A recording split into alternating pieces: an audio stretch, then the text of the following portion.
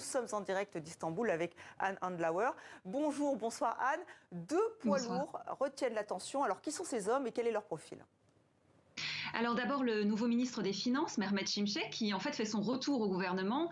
Entre 2007 et 2018, il avait déjà dirigé les finances turques. Recep Tayyip Erdoğan fait appel à lui dans un contexte de forte inflation et surtout de crise de confiance dans l'économie turque. Et aujourd'hui, pour sa première déclaration, Mehmet Şimşek a dit exactement en fait ce qu'attendent les marchés financiers. Il a dit que la Turquie devait revenir à une gestion rationnelle, qu'il se fixait comme priorité la stabilité des prix, la discipline budgétaire. Le problème, c'est que si l'inflation est si forte ici, c'est que Recep Tayyip Erdoğan insiste pour que la Banque centrale baisse ses taux d'intérêt.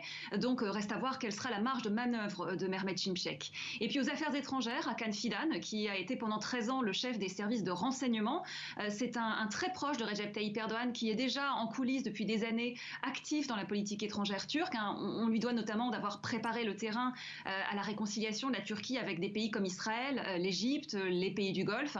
C'est un expert du Moyen-Orient et de la Syrie en particulier. Voilà, et ce nouveau chef de la diplomatie va devoir s'attaquer notamment à ce sujet syrien, les réfugiés et aussi l'élargissement de l'OTAN. Oui, en effet. Alors pour la Syrie, c'est une priorité pour Recep Tayyip Erdoğan que de se réconcilier avec Bachar el-Assad.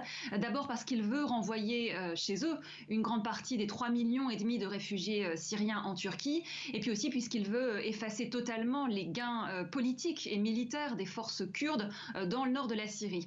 Avec l'Occident, avec l'OTAN, la priorité, c'est l'accession de la Suède, sur laquelle la Turquie met toujours son veto. Recep Tayyip Erdoğan exige de la Suède qu'elle extradie des ressortissants turcs accusés de terrorisme. Aujourd'hui, le secrétaire général de l'OTAN était à Ankara pour discuter de cela avec Recep Tayyip Erdoğan. Il a redit que la Suède avait rempli ses engagements, mais Recep Tayyip Erdoğan négocie d'autant plus durement sur ce sujet. Il est d'autant moins enclin à lâcher du lest sans des contreparties importantes qu'il pense déjà aux prochaines élections, les élections municipales dans moins de 10 mois, avec un objectif essentiel pour lui, récupérer les grandes villes, Istanbul et Ankara.